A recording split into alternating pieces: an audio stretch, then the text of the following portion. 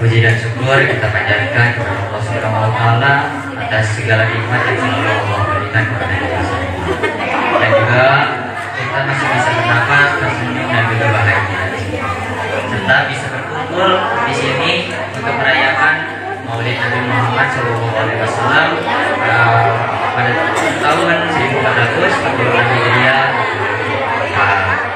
Marilah kita bersama-sama bersalawat kepada Nabi Muhammad SAW sebagai bentuk rasa cinta dan syukur kepada Nabi Muhammad SAW.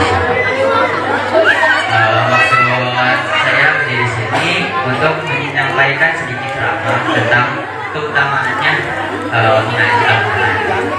Nah, di sini saya cuma ingin menjelaskan bahwa keutamaan mengaji Al-Quran. Kenapa sih Al-Quran itu penting? Pertama, Al-Quran itu suatu mukjizat yang Allah berikan kepada Rasul kita Muhammad SAW, dan juga kita harus mengamalkannya yang ada di dalam Al-Quran. Terlebih untuk Bapak Ibu barangkali ada yang belum tahu bahwa satu huruf dalam Al-Quran itu berkebaikan satu berganda kebaikan. Jadi terus dikali lipat 10 kebaikan. Maka kalau kita baca alif lam mim itu berarti ada 3 huruf.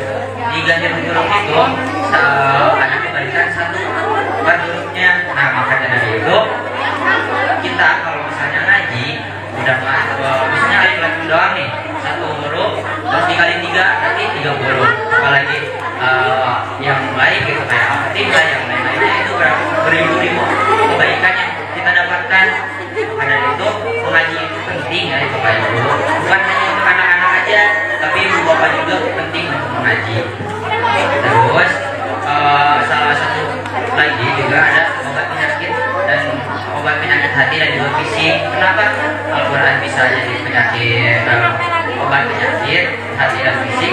Karena dalam Quran surat Al-Isra ayat 82 ini Allah berfirman, dan kami turunkan di dalam Al-Quran sesuatu yang menjadi obat penyakit manusia dan rahmat bagi orang-orang yang beriman.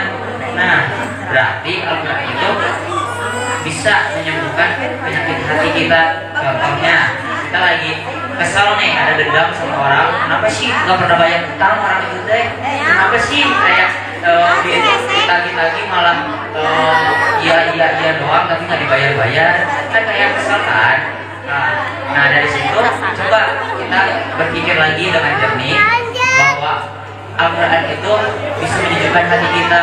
Nah kita lagi dendam, kita duduk terus mengaji, insya Allah Allah mengasih kesejukan hati kepada kita semua. Terlebih lagi terus kenapa bisa jadi obat penyembuh fisik juga? Ada banyak ayat yang menyatakan bahwa ayat-ayat itu bisa menjadi obat. Terus juga banyak di dunia ini gitu mukjizat yang Allah berikan dari bacaan Al-Quran doang bisa menyembuhkan penyakit yang cukup keras. Nah, makanya kita tuh tidak boleh menyepelekan Al-Quran. Terus ada juga ya keutamanya yaitu rumah menjadi bercahaya. Nah, ada hadis dalam hadis ini, sesungguhnya setan tidak akan masuk ke rumah yang dibaca di dalamnya surat Al-Baqarah. Nah, kalau Bapak Ibu sering mengamalkan amalan ini gitu, mengaji Al-Quran sebelum tidur, Al-Baqarah 10 ayat pertama Al-Baqarah dan 10 ayat terakhir Al-Baqarah, insya Allah rumah kalian bakal bercahaya. Bukan bercahaya lampunya doang, tapi bercahaya dari pandangan orang-orang. Al-Qurannya juga bakal bercahaya dilihat orang-orang. Terus Allah juga kita melihat rumah kita teh kayak wah orang ini pasti sering ngaji, jadi kasih rezekinya juga lancar gitu ke kita. Nah makanya pentingnya baca Al-Quran itu harus banyak keutamaannya gitu. Terus nih ada yang Bapak harus tahu nih, kenapa sih kalau sholat itu wajib? Kenapa juga aku bahas salah satu membahas sholat bid'ah? Karena contohnya nih ya,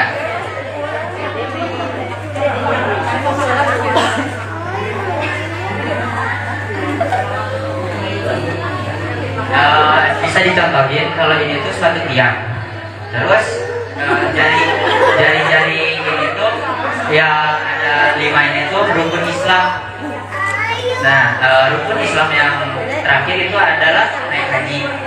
Kita kalau naik haji kalau nggak mampu nggak bisa kan? Nah, contoh deh, kita nggak bisa naik haji, lepas satu. Terus habis itu ada saum. Nah, dari saum kalau misalnya kita lagi halangan, terus kalau misalnya lagi sakit, kita nggak bisa puasa kan. Terus juga kalau terkadang nih, ada kalanya kita tuh lupa karena kita manusia yang tidak luput dari lupa kan. Nah, lepas deh satu buat saumnya. Terus kita tuh harus zakat kan dalam ibadah Islam ini, rukun Islam. Nah, kenapa? Kalau misalnya kalau zakat nih, terus kita sebagai penerima zakat bukan pemberi zakat. Nah, otomatis kita nggak bisa memberikan zakat kan karena kita kurang mampu. Lepas deh satu lagi. Terus kita harus ada sholat kan. Nah, kalau misalnya ketiganya ini aja udah kita nggak bisa lakuin, gimana kalau misalnya sholat ini juga kita nggak lakuin?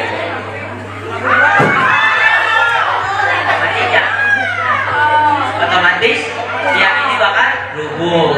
Nah, kenapa sih kenapa syahadat nggak dibahas? Karena syahadat itu kita dari lahir atau kita sering menyebutkan syahadat itu.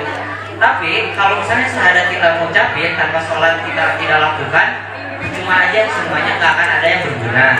Jadi kenapa aku membahas menyambung ke sholat? Karena kalian nggak akan bisa sholat kalau misalnya kalian nggak bisa baca Al-Quran, kalian nggak bisa mengamalkan Al-Quran. Amal-amal yang di Al-Quran itu bisa berpengaruh kepada sholat kalian, khususnya sholat kalian. Disahkannya Al-Quran, sahkannya sholat itu kalian ya nggak bisa gitu kalau misalnya kalian belum lancar dalam Al-Qurannya. Makanya kepada adik-adik nih, kalau misalnya kalian ngerasa kalian belum lancar ngajinya, belum lancar ini, berusaha, karena Allah lebih suka orang yang berusaha daripada tidak melakukan apa-apa. Dan kepada Bapak Ibu juga yang bisa yang merasa belum lancar bacaannya, banyak sekarang masih metode-metode untuk mengaji Al-Quran dengan cepat. Dan juga perlu diingat ya Bapak Ibu, kalau Bapak Ibu itu mempunyai anak harus bisa mengajarkan Al-Quran, karena amal Bapak Ibu itu bisa mengalir sampai anak-anak itu bisa jadi soleh, itu bisa lebih panjang gitu. Nanti jadi Ibu Bapak juga bisa tenang nantinya kalau anak-anak soleh. Kalau misalnya anak-anak nakal kan tadi kayak ya gimana ya, takut juga nanti kayak gimana dosanya, besarnya dosa kalian kayak gimana. Nah, makanya dari itu coba adik-adiknya adik-adik untuk lebih semangat lagi belajar ngajinya, adik-adik lebih semangat lagi untuk mempelajari tajwid-tajwidnya. Jangan asal untuk mengaji, karena satu aja huruf salah pembacaannya nanti salah arti juga. Dan Bapak Ibu juga semangat untuk mengajarkan anak-anaknya, karena anak-anak bakal menjadi salah satu kayak tempatnya pahala-pahala kepada Bapak Ibu gitu. Karena soalnya anak-anak berarti Ibu Bapak berhasil mendidiknya. Oke, sekian dari saya. Wassalamualaikum warahmatullahi wabarakatuh.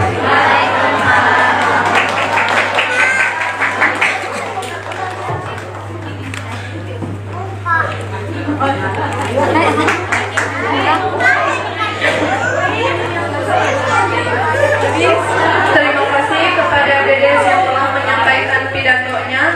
Masih pidato yang